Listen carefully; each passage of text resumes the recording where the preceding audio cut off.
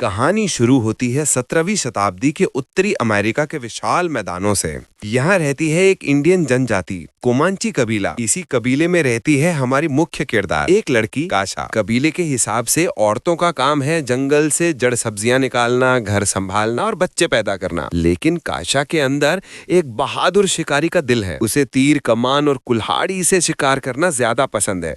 वो अक्सर चोरी छुपे जंगल में जाकर अपने शिकार करने के हुनर की प्रैक्टिस करती है। उसकी सबसे खास चीज है उसका उड़ता हुआ कुल्हाड़ा, जो वो इतनी ताकत और निशाने से फेंकती है कि लगभग हर बार सीधा लक्ष्य पर लगता है। एक दिन उसे जंगल में एक खास तरह का हिरन दिखता है जिसे मारना बड़े शिकारी की पहचान माना जाता है। वो अपने कुत्ते की मदद से हिरन को घेरती है। बस वार करने ही वाली होती है कि आसमान में जोरदार आवाज गूंजती है और हिरन डरकर भाग जाता है। काशा उसे पीछा करती है, कुल्हाड़ा भी फेंकती है, लेकिन जरा सा चूक जाती है। वापस लौटकर देखती हैं तो उसका कुत्ता लोहे के फंदे में फंसा होता है। वो पहले तो समझ ही नहीं पाती कि ये कौन सी चीज है, लेकिन किसी तरह कुत्ते को बचा लेती है। तभी वो आसमान में आग की लपटों जैसा कुछ गिरता देखती है, जैसे कोई देवता या राक्षस उतर रहा हो। असल में वो होता है प्रीडेटर, दूसरे ग्रह का एक खतरनाक शिकारी, जिसे यहाँ एक तरह की परीक्षा के लिए भेजा गया है। आशा घर लौटती है, माँ के लिए जड़ी बूटी भी इकट्ठा करती है, क्योंकि उसने माँ से थोड़ा बहुत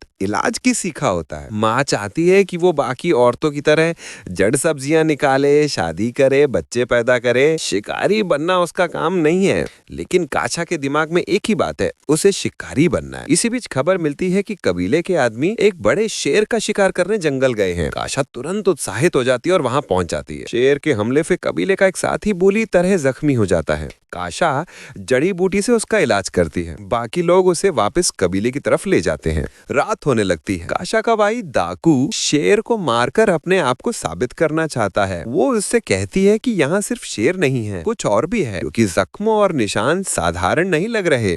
लेकिन दाकू उसे गंभीरता से नहीं लेता।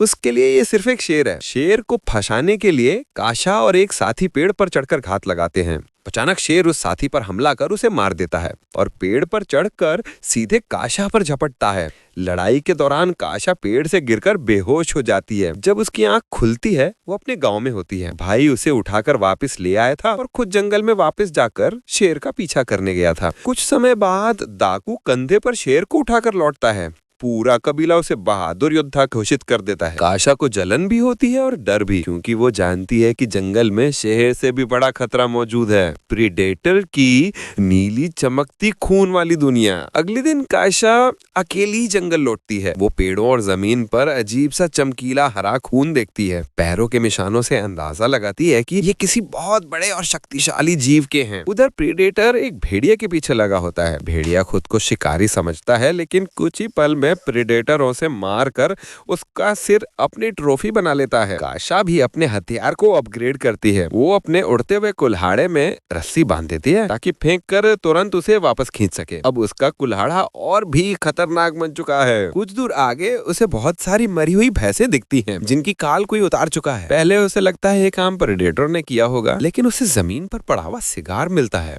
और समझ आती है कि आसपास कुछ और शिकार करने वाले भी हैं, यानी विदेशी उपनिवेशवादी। अच्छा, चलते चलते एक दलदल में फंस जाती है। काफी कोशिश के बाद वो अपने कुल्हाड़े की मदद से बहुत मुश्किल से खुद को बाहर निकाल पाती है। आगे बढ़कर उसे एक घायल भालू दिखता है, जिसके चेहरे पर चोट के निशान है। लगता है वो प्रेडेटर से लड़ा था। वो भालू को मारने के लिए धनुष बाण तानती है, लेकिन अचानक धनुष की डोरी टूट जाती है। आवाज सुनकर भालू गुस्से में उसकी तरफ दौड़ता है। उसका कुत्ता भालू का ध्यान अपनी तरफ खींच लेता है। काशा भागकर नदी में कूद जाती है और सूखी लकड़ियों के ढेर के अंदर छुप जाती है। तभी उसे दिखता है कि भालू हवा से लड़ रहा है। कुछ अदृश्य चीज उससे भिड़ रही है और अगले ही पल प्रेडेटर अपने पूरे बल के साथ उस भालू को मार कर लहूलुहान कर देता है। ये नजारा देखकर काशा की हालत खराब हो जाती है। उसे साफ पता चल जाता है कि ये कोई जानवर नहीं, एक खतरनाक एलियन शिकारी है। वो डर के मारे भागती है, लेकिन अब प्रेडेटर उसे नोटिस कर चुका होता है। अपने भी दुश्मन बाहर वाले भी। भागते भागते काशा को अपने ही कबीले के कुछ लोग मिलते हैं जो उसे वापस ले जाने आए थे। वो उसे उस अजीब राक्षस के बारे में बताती हैं, लेकिन कोई उसकी बात पर भरोसा नहीं करता। उल्टा वो उसे जबरदस्ती रोकने की कोशिश करते हैं, थोड़ी हाथापाई भी हो जाती है और काशा को दबा दिया जाता है। ये सब दूर खड़ा प्रेडेटर देख रहा होता है। उसे समझ आता है कि असली दिमाग और हिम्मत इस लड़की में है। वो उसे अपने शिकार के रूप में चुन लेता है। थोड़ी देर बाद वो एक छोटे जानवर को लोगों की तरफ भगाता है। कबीले का एक योद्धा उसे तीर मारकर गिरा देता है। जैसे ही वो जानवर को उठाने जाता है, उसके सीने पर 3 लाल लेजर पॉइंट आ जाते हैं। उसे कुछ समझ नहीं आता, लेकिन अगले ही पल वो प्रेडेटर के हथियार से मारा जाता है। इसी तरह वो एक एक करके कई योद्धाओं को खत्म कर देता है। काशा समझ जाती है कि अभी उससे लड़ना बेवकूफी होगी, इसलिए वो भाग जाती है। भागते भागते वो लोहे के फंदे में फंस जाती है और इस बार उसे पकड़ लेते हैं विदेशी कॉलोनाइजर यानी फ्रेंच शिकारियों का गिरोह। इंसान वर्सेस प्रेडेटर वर्सेस काशा। ये लोग काशा को अपने कैंप में ले जाते हैं। काशा को समझ आता है कि भैंसों का कत्लेआम इन इंसानों ने किया था, प्रेडेटर ने नहीं। ये लोग काशा से प्रेडेटर का ठिकाना पूछना चाहते हैं ताकि उसे मारकर उसकी ट्रॉफी बना सकें। वो काशा और उसके भाई दाकू दोनों को पेड़ से बांध देते हैं और खुद आसपास झाड़ियों में छुपकर प्रेडेटर के लिए जाल बिछाते हैं। लेकिन शिकार और शिकारी के खेल में ये भूल जाते हैं कि असली शिकारी कौन है। कुछ ही मिनट में प्रेडेटर इन सब पर टूट पड़ता है और पूरा कैंप खून खराबे का मैदान बन जाता है। काशा और दाकू अपनी आंखों से ये नरसंहार देखते हैं। काशा ध्यान से नोटिस करती है कि प्रेडेटर उन लोगों पर हमला नहीं करता जो फंदे में जकड़े हुए बिल्कुल असहाय हैं। उसके लिए शिकार वो है जो वापस लड़ सके। उथल पुथल के बीच भाई बहन किसी तरह अपने आप को आजाद कर लेते हैं। दाकू घोड़े पर बैठकर सीधे प्रेडेटर का सामना करने जाता है। काशा दूर से देख रही होती है। दाकू थोड़ी देर तक उसे रोकता है, लेकिन आखिरकार प्रेडेटर उसे भी मार देता है। भाई की मौत से काशा अंदर तक टूट जाती है, लेकिन उसी दर्द से उसके अंदर की असली शिकारी जाग उठती है। अब शिकार शिकारी बन गया। कैंप में बचे हुए एक फ्रेंच आदमी से काशा सौदा करती है। वो उसके जख्मों पर जड़ी बूटी से मरहम लगाती है, पर बदले में वो उसे बारूद वाली बंदूक चलाकर सिखा देता है।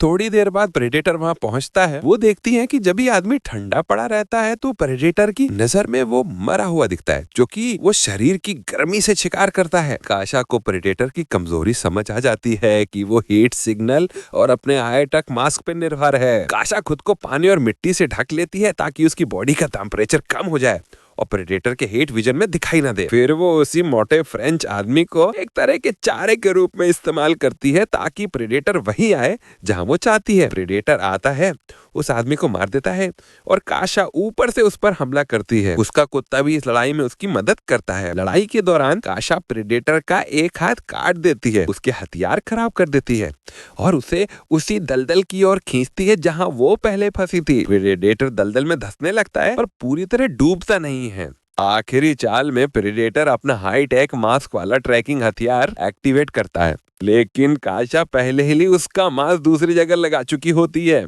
जैसे ही वो फायर करता है, गोलियां मास्क के सिस्टम के हिसाब से मुड़कर वापस सीधा उसी पर आके लगती हैं और इसी तरह प्रेडेटर अपने ही हथियार से मारा जाता है। काशा अपने कुत्ते के साथ उसके गिरते हुए शरीर को देखती है और कई लड़ाइयों, हार, चोट, भाई की मौत और अपनी हिम्मत के बाद आखिरकार वो अपने कबीले की असली शिकारी बनकर लौटती है। अब वो सिर्फ लड़की नहीं, पूरे कबीले की रक्षक है।